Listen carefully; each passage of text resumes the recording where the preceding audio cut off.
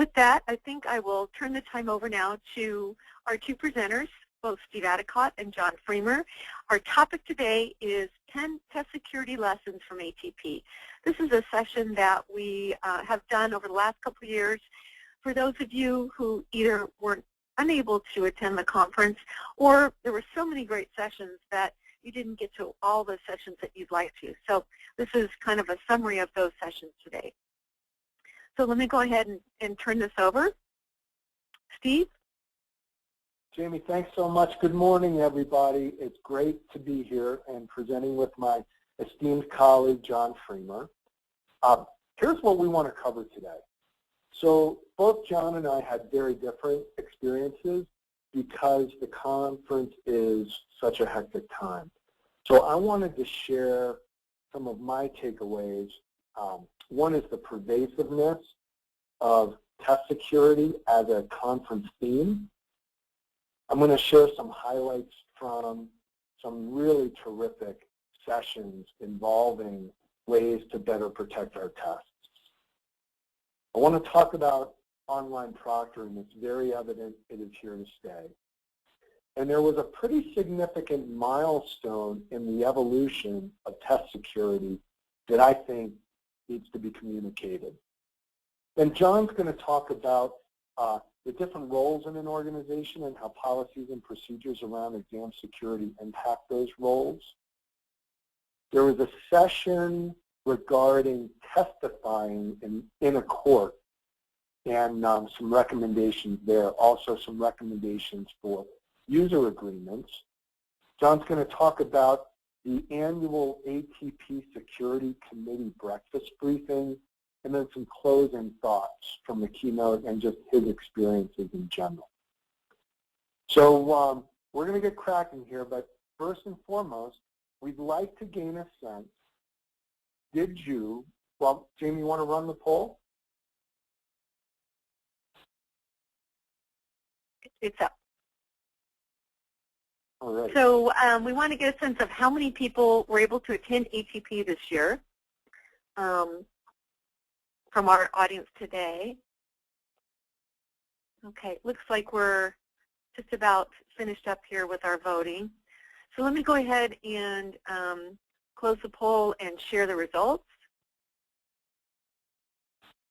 Okay. So it looks like most of you out there were unable to attend. Well, we want to share with you some of the highlights from the conference. And if we touch on a topic that seems interesting or relevant, please let us know if you'd like more detail after the webinar, and we'll do our best to get that to you. So Jamie, can you close that up, please, and we'll keep cracking. All right.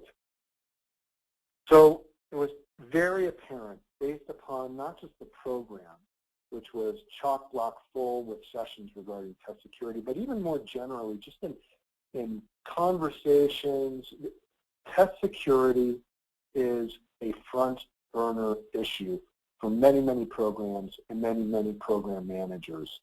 To give you an idea, here is a sample from the program of different sessions regarding security. And there were many more. I think there were some 15. This isn't a total number. This is just kind of me looking through the program really quickly. And there were so many sessions on test security in a very constrained 2.5-day conference that it was a little bit confounding because at times we were scheduled against each other. For instance, this session, Strong Test Security Programs, it was conducted with by Amy Rhodes of CFA Institute and Ben Manis of the Board of Internal Medicine. It was a session I would have loved to have seen. Unfortunately, it was at the same time as this one, 10 years of test security, the road traveled in the road ahead, which I participated in. And so it'll be interesting to see how we deal with this going forward because there is such significant interest in test security. So I'm going to move on. I want to talk about that session that I just described that I put together. I was very pleased, I was gratified that I was able to hoodwink some rock stars in our industry to present with me. I had Rachel Schoenig, who is Vice President of Test Security at ACT. She's also an attorney. She's a JD. And when it comes to protecting ACT's examinations, she's a real weapon. I had Jim Wallach, University of Wisconsin at Madison, current NCME board member, co-editor of the recently published Handbook of Test Security. Also, I had Greg Cizek. Greg is a professor at the University of North Carolina at Chapel Hill, just stepped down as NCME president. You may know he wrote the book, literally, Cheating on Tests, how to do it, how to detect it, how to prevent it. And those weren't the only three. There was another guy, just me. I'm not a rock star, but I was really pleased to participate with these three. And the session was focused on the key trends and threats we've been grappling with, and also what we're going to be facing in the not-too-distant future. And what are the things we've learned dealing with the past that will help us in the future? So I want to share some of the real key messages I heard from my co-presenters. So Rachel talked about the importance for any high-stakes test program to institute a test security process. She said that test security isn't a state. We're never going to be at a place where, holy smokes, from now on I'm secure. No. It's an ongoing, continual quest to better protect your exams. And the process she's instituted at ACT, she calls deter, detect, decide. You must have policies and procedures in place to deter people from, to deter malfeasance. Despite those efforts, people will try to break the rules or succeed in breaking the rules. So you must have methods in place to detect bad things when they happen. And prior to those things happening, make sure you've decided how you're going to respond, how you're going to react. So someone breaks the rules, there's a breach. Respond to that one immediately, but also decide how you're going to improve security in the future and try to deter that kind of occurrence from happening again.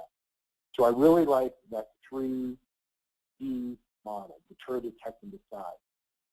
And Rachel also talked about how this process helps support a 3-legged stool for her test program around validity, fairness for all test takers, and trust in the test program among the constituency of kids who take ACT exams, internal stakeholders, and for programs as high profile as a lot of ACT examination, the public in general.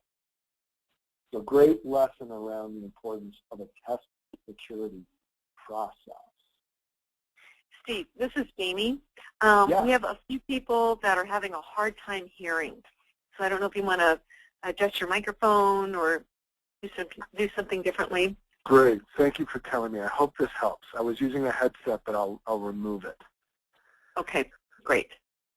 So Jim Wallach presented on a number of topics. He talked about the impact of technology we've seen, the impact of technology we will see. He also talked about data forensics, and he indicates that data forensics is going mainstream. And it kind of makes sense because we spend so much time and dollars designing tests, developing, administering, scoring, reporting. Why wouldn't we go the incremental step beyond and run statistical analyses to verify who took the test honorably? But one of the things he shared that I hadn't heard before was this paradigm shift he's seen in his research, where many years ago when we first started running these kinds of analyses, we detected cheating.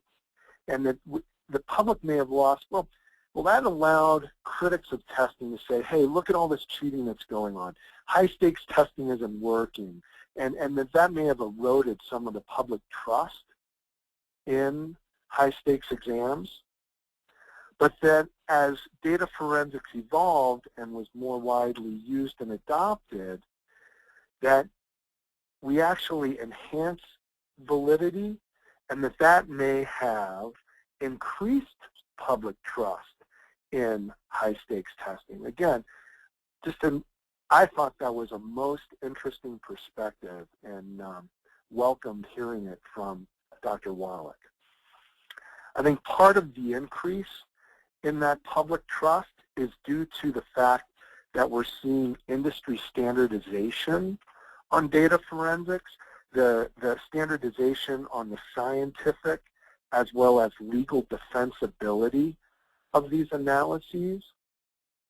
Some of that stems from the fact that a lot of the early analyses were pretty proprietary, and people kind of, the innovators kept their technology close to their chest, but now have begun to disseminate it. And we see that dissemination through things like, and sorry for this terrible acronym, but through the Conference on Statistical Detection of Potential Test Fraud. So that conference is a 2-day session where it's very technical. Leading scientists, statisticians, psychometricians come together to share and disseminate their research and the use of their analyses. And now that conference has actually evolved from that very narrow technical track. It's evolved now to the Conference of Test Security, and that's going to take place this October at ACT offices in Iowa City. It's interesting, as the adoption of data forensics has grown, we're seeing these analyses move closer to the actual instance of test taking, that someone takes the exam and analysis may occur right then or even during the test session, because it's a whole lot easier to raise a question about the validity of that result before the certificate has been issued. There were actually a couple of sessions involving that topic, so it's interesting to see more and more programs moving a statistical analysis closer to the actual test-taking event. And that really touches on this topic that Greg Cizek reinforced. If you ever have the chance to see Gregory speak, I encourage you. He's a wonderful orator. He shared his perspective that test security is not about catching cheaters. It's about validity. It's a measurement issue. And he sort of, I wouldn't say bemoaned, but he sort of said, you know, we spend so much time grappling with, you know, the moral issues and the legal issues of calling someone a cheater and wringing our hands and worrying about that. And he gives this quote, a statistical procedure can't prove that, for instance, a teacher was cheating, or that that statistics are proof of cheating. And he kind of says, you know, so what? Because we're the measurement industry. We are professionals in measurement. We are experts. And what we can say is that based upon these analyses,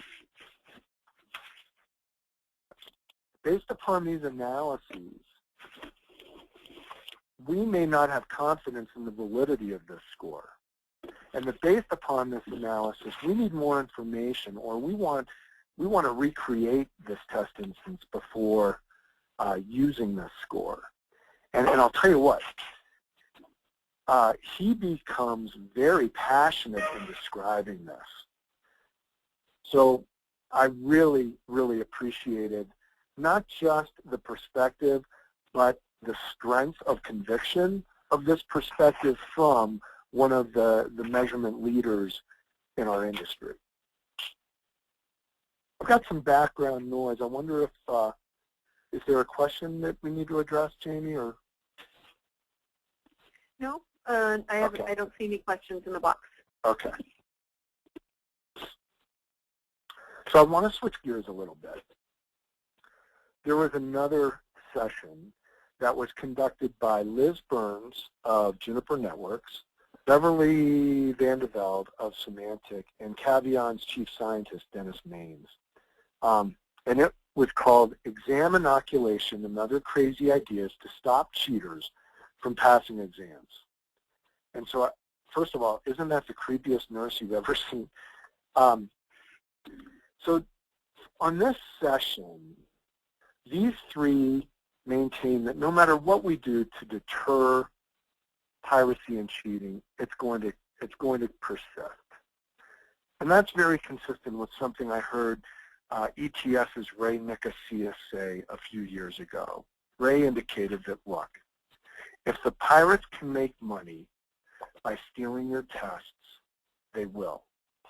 It may not happen today, it may not happen tomorrow, but they will steal your tests. It's a pretty somber indictment of where we are, but if that is the reality, these three are saying, look, we're going to do something about it. We can incorporate new test designs that are very powerful in minimizing the value of stealing our test questions. They are inoculating their items and exams from the impact of pirates, and even more importantly, making it worthless for people to steal, or I'm sorry, make it worthless for people to buy and memorize stolen test content. And so some of the things they're doing are incorporating Trojan horse items. And really, what a Trojan horse item is in my mind, it's almost like those movies where the bumbling bad guys rob the bank, the bag of money has a explosive dye in it that blows up, and they can't use the money because it's covered in red dye. Well, it's the same thing with a Trojan horse item. It's evident to the test program manager that you're using stolen test content, and your test result won't be valid. Embedded verification items, these are, it's almost, why does someone score really well on the items that have been published for a while and not well on brand new items that are on the same content and the same difficulty? Well, when the difference is really, really extreme, it's probably because they were memorizing stolen test content. These guys are doing really cool things with item cloning where they are tweaking an item just a little bit. So if someone has memorized an item, they won't notice, they won't realize the tweak in the actual test instance, and that a different answer is now correct. And discrete option multiple choice, this is something, it's a new technology. I think it's going to be very disruptive, but very helpful in minimizing the effectiveness of using stolen test content. So I thought that was a particularly helpful session. Next thing, the next significant takeaway for me is the Seinfeld episode. Online proctoring is real, and it is spectacular. The advantages, the economics of online proctoring are so absolutely compelling in many ways. Now, there are justified security issues, obviously. Can we really make sure this person is who they say they are? And can we make sure that they are not gaining some sort of unfair advantage? But as some of my colleagues would say, we have those same issues with physical proctoring. And so what was interesting for me, the ATP Security Committee orchestrated a demo-rama where a bunch of different vendors were able to show their online proctoring solutions, the technologies, the advantages, the security measures. And while more research is necessary, this is coming down the pike like a freight train. And so one of the things we've done is we have built some best practice standards around online proctoring that we're making available to anybody, sort of a rising test security tide lifts all boats. So if your organization is considering online proctoring, these are available on our website, and maybe it'll be helpful in choosing the best solution for your organization with the best security. That's our goal. So I think we've got a poll now. And I've gone ahead and launched it. And the question is, does your organization have plans to implement online proctoring? So you can go ahead and answer that. Looks like about a third of the group has completed so far. We'll leave the poll open for just another few seconds. Looks like we're almost closed. Okay. Let me go ahead and close it and share the results.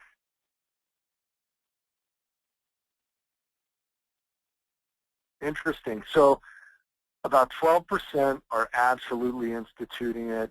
Some 10% have some plans at some point. 47 aren't sure. Maybe they will. That's kind of what I sensed at the conference. There's lots and lots of interest, a lot of questions, but it's really clear to me that people, many organizations are at least going to have to consider it.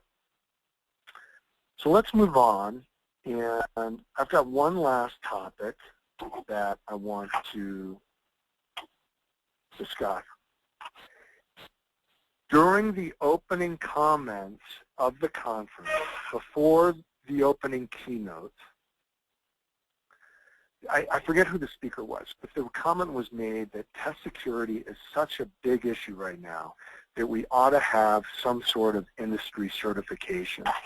And to be honest, I kind of felt like the cat that ate the canary, because at the conference, we announced the formation of an independent, nonprofit, professional association for test security veterans. It's called the Institute for Exam Security. And the Institute is in the process of building a certified exam security professional certification. Folks, test security is a true profession, and now we're going to be able to recognize individuals' expertise. We're going to have consistency and quality around the work that all of us perform and do daily.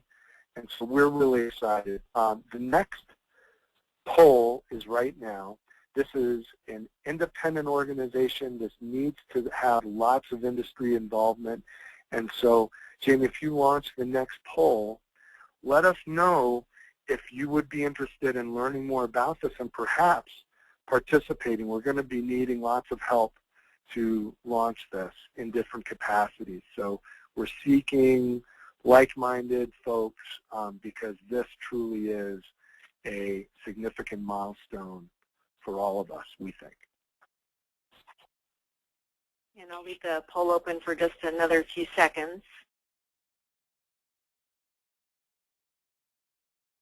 So while that remains open, I'll just close. It was a vibrant, energizing 2.5 days.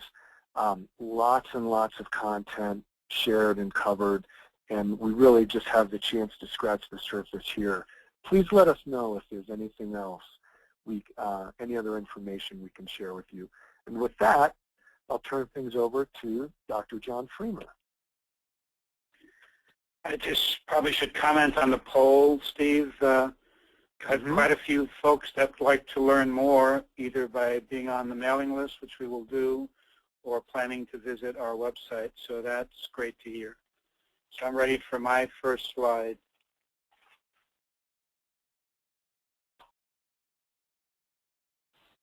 So I'm glad to pick up after Steve Addicott, and these are the areas that I'm going to cover. The multidisciplinary approaches issue, which we did in a workshop, telling it to the judge, which also links directly to how important user agreements are, a couple of observations on the Security Committee breakfast, and then the comments from my perspective on the closing keynote. So next slide, please.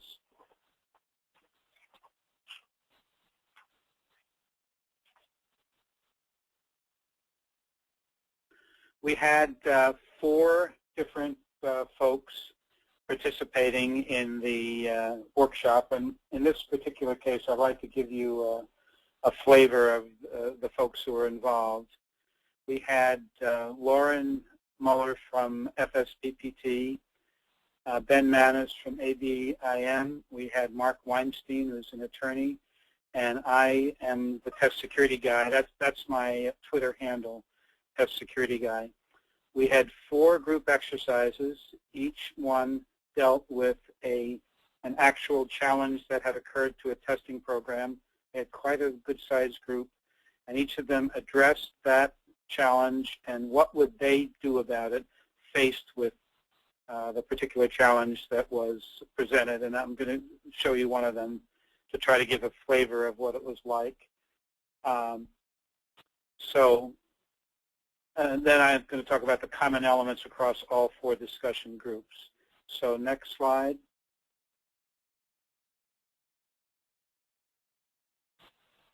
This is the problem set that one group addressed.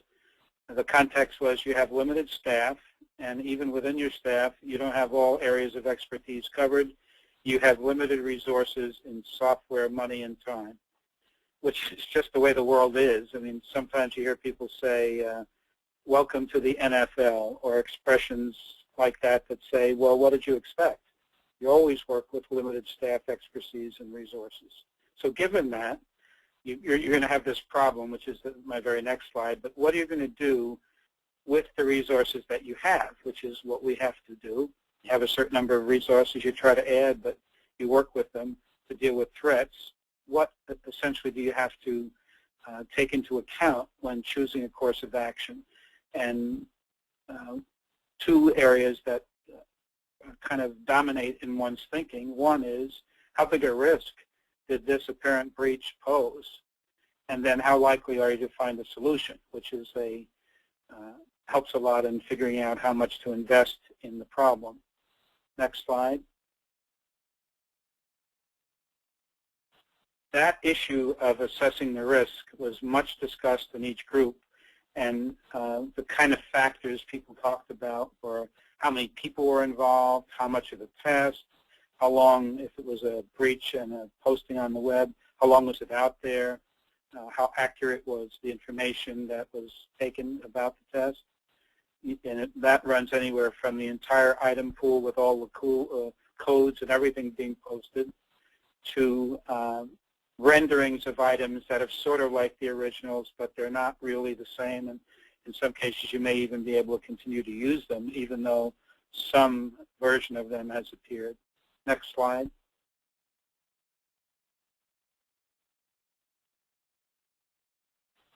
So the Lauren Muller example, it's a CBT administration. There are 3,000 examinees. You run some analyses. You find that there were 180 examinees flagged for similar response patterns, very typical data forensics analysis, but they didn't pass at a higher rate than expected. Of those 180, there were 80 that had been flagged for one purpose or another in a previous administration, but once again, they did not pass at a higher rate than expected. What are your next steps in addressing this issue?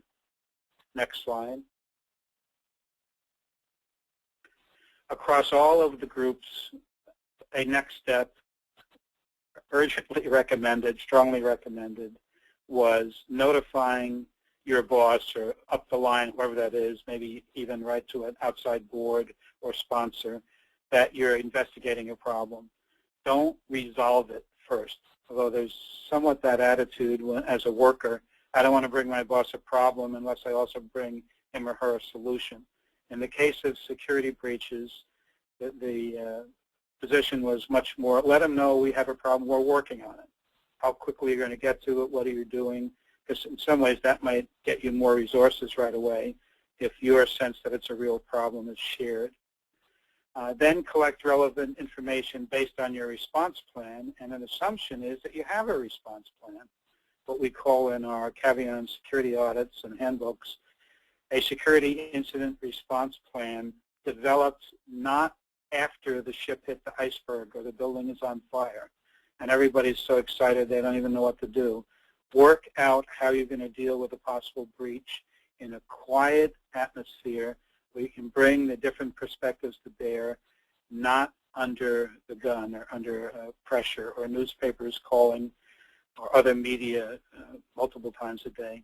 To do that, both in the development of the plan and then putting it into operation, you want at least these 3 areas of expertise: legal, psychometric research, statistical, and messaging communications professionals. Psychometric we're most often likely to have, although not all of us. Legal, perhaps, but they may not be legal at really no testing. And then often not brought in till the last minute, the people who will help describe what it is that has happened, and at least try to tell the story the way you think it ought to be told. You cannot count on even the best media people to interpret things the way you think that they ought to be interpreted, even if you give them your own position on it. But if you don't give it to them, there's just no way that they're going to end up telling the story the way you feel it should be told. Next slide. That's Judge Judy, which one of my colleagues found for me. The session was called, I Told It to the Judge, but She Didn't Listen. And we had Jennifer Semko of Baker and McKenzie, Camille Thompson of ACT, both of whom are attorneys. We have some very good legal folk who are paying attention to our field. Mentioned Amy Rhodes earlier, Mark Weinstein, Susan Phillips. There are just first-class people who are learning about our field and helping to advise us on how to do a better job on the legal front. And then our colleague, Dennis Maines, our chief scientist at Caveon. Next slide. The advice that was given in this session, insofar as I can judge, I am myself not an attorney, I'm a psychometric type, seemed very solid and consistent with what I've heard before. If you are testifying, answer only what you are asked. You may know a lot more things and wonder why you weren't asked about them. Don't provide them. Nothing good will come of that. And don't be a smart aleck. And we have some very highly visible people in our field that seem unable to resist being smart alecks. And that is not going to do them or the companies they represent any good in a court setting. If necessary, practice being humble and not telling everybody how great you are when it comes to testifying. And follow the KISS principle, which I may not need to spell out, but it's keep it simple, stupid.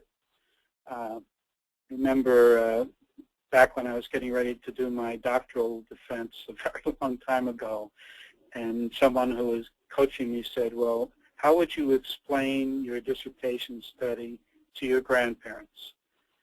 And I think it's that kind of principle. If you can explain this important point that you want to make in a very simple way, it's very unlikely that anything you say will be of any value to your case. But if you make your case well, the advice we're being given from the attorneys who have looked into it is that the courts have actually been very supportive of testing organizations and the actions they take when those organizations have policies and procedures and follow those policies. If you have policies and you don't follow them, you're finished. As soon as the folks challenging you can smoke that out, you have essentially no chance of ever prevailing. So have those policies, make sure they're followed, and then you're in a position to describe what you did and why you did it. Next slide. This is actually from the same session. the critical importance of user agreements. And this turned up in a lot of different sessions. User agreement is the thing that the test taker signs relating to the taking of the test. And it's being pointed out to us by the legal folks who look, that's a binding contract. It defines the relationship that exists between the test taker and the sponsor or the program manager. It records, memorializes the obligations that you both have. If you get to a court, which is not where you want to be, you want to have things solved beforehand to the greatest extent possible, you're going to be judged on how well you fulfilled your commitments. And you'll also, this is sort of a general principle, you must demonstrate that you behaved responsibly and fairly, which is in all of our standards and objectives anyway. Next slide. So we actually have a poll, and I've just opened it up, and the question is, have you conducted a recent review of your user agreement? So you can go ahead and vote right now.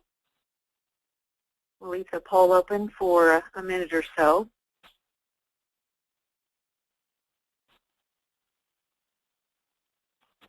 As John talked about, these agreements are really important, particularly if you want to be able to take legal action. So we'll leave this open for just a few more seconds.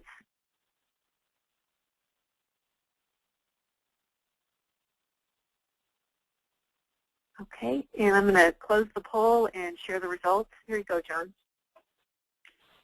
That's good. We have had folks who've had a number of reviews, the most common being a legal review, but also folks have done communications and other reviews, but we have a pretty good group that haven't recently looked at it. If you had only carried one thing away from anything I say today, take a look, a systematic look from many perspectives at your user agreement.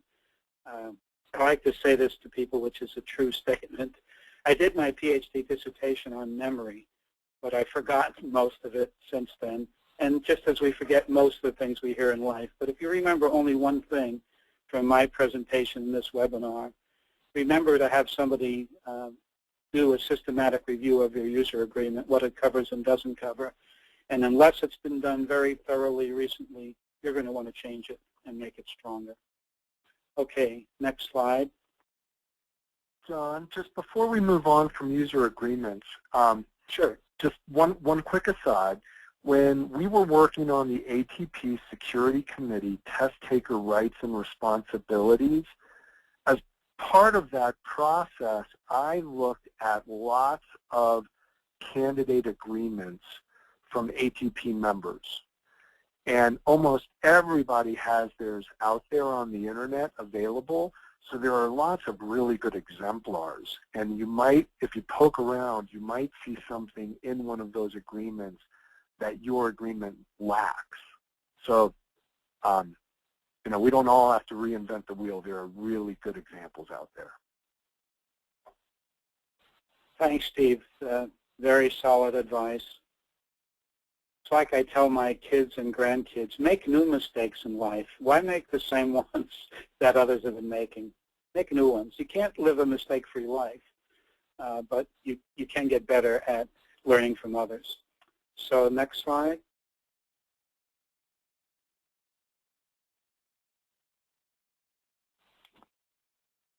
Are you seeing?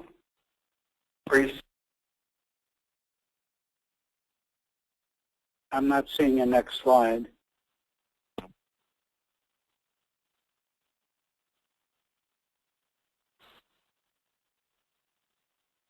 It's the ATP Security. Oh, it's the.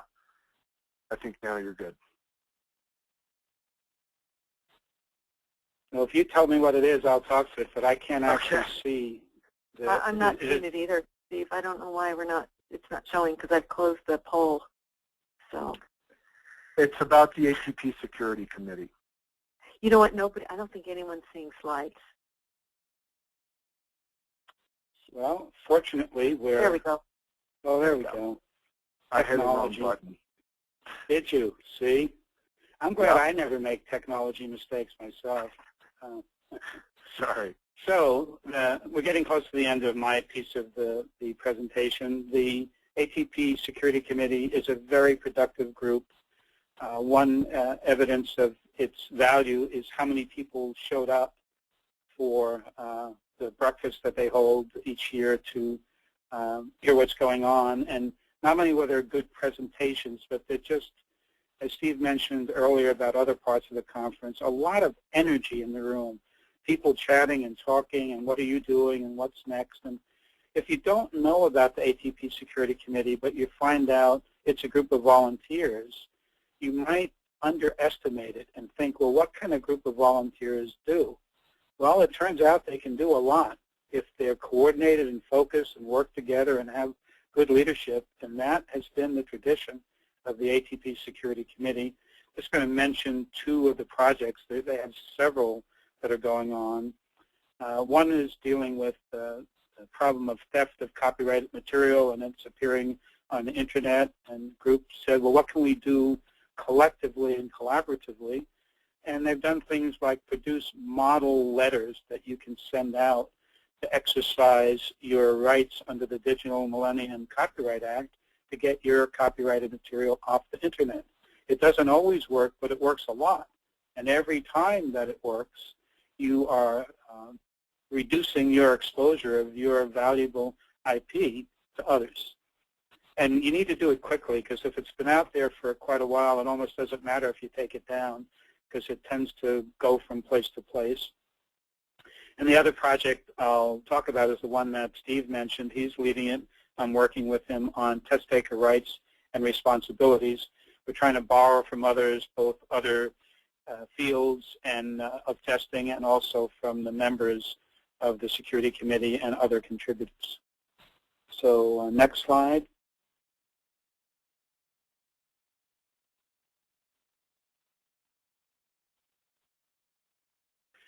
The closing keynote was very strong, and this Hillary Mason was so powerful.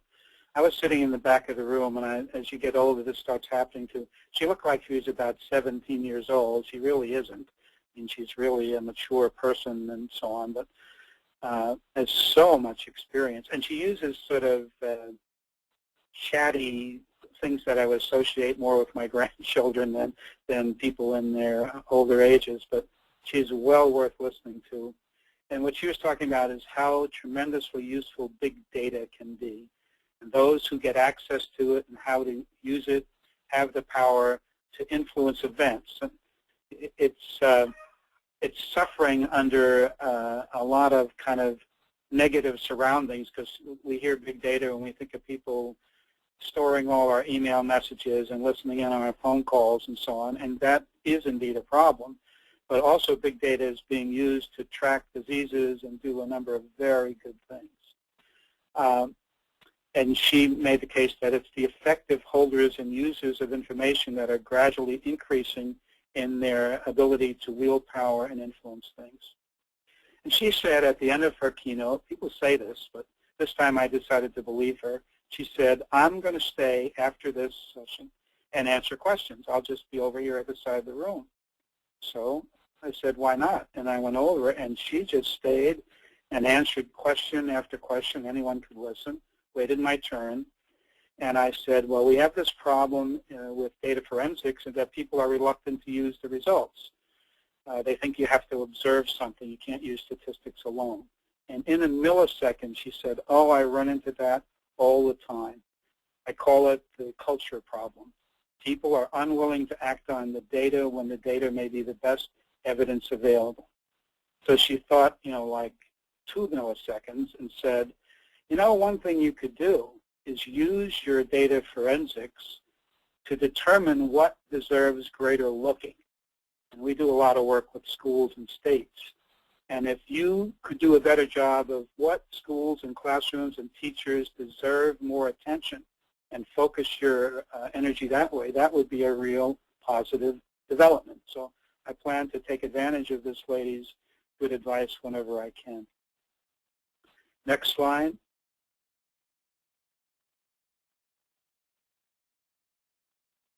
And this is my last one. I hope it sounds like what you've been hearing. These are kind of my major takeaways.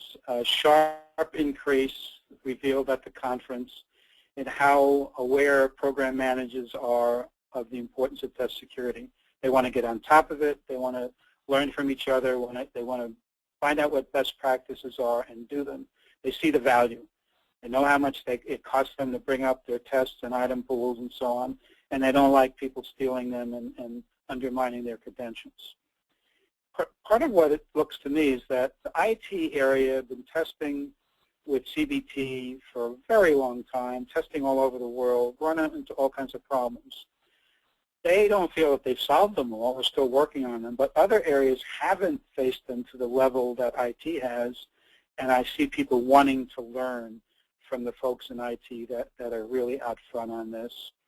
As we've mentioned, a lot of attention to user agreements and online proctoring, and I'm very encouraged by what I take as a willingness to try new approaches. In the session about inoculation, which had kind of an odd title, was the last session at the conference, lots of people in the audience, lots of questions. People want to hear what others are doing, and they're willing to try things themselves. So let me close there and turn back to Steve.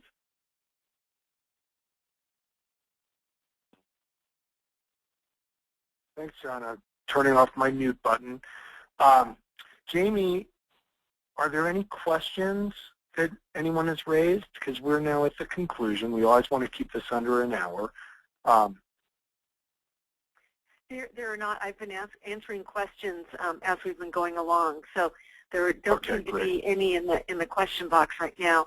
I did want to mention that for those individuals that said that they would like to get more information about the Certified Exam Security Professional Program, we collected the data through that question. So that'll automatically put your email on our distribution list, and you'll be hearing from us. Terrific. Well, I want to thank everyone for joining us today. We always try to share helpful, relevant content. Next month's webinar should be a really good one. It's on this discrete option multiple choice item. Very innovative and new. And without further ado, on behalf of my colleague Jamie and my colleague John, thank you very much. We hope you have a great day, and we're always here to help when the time's right. Thank you.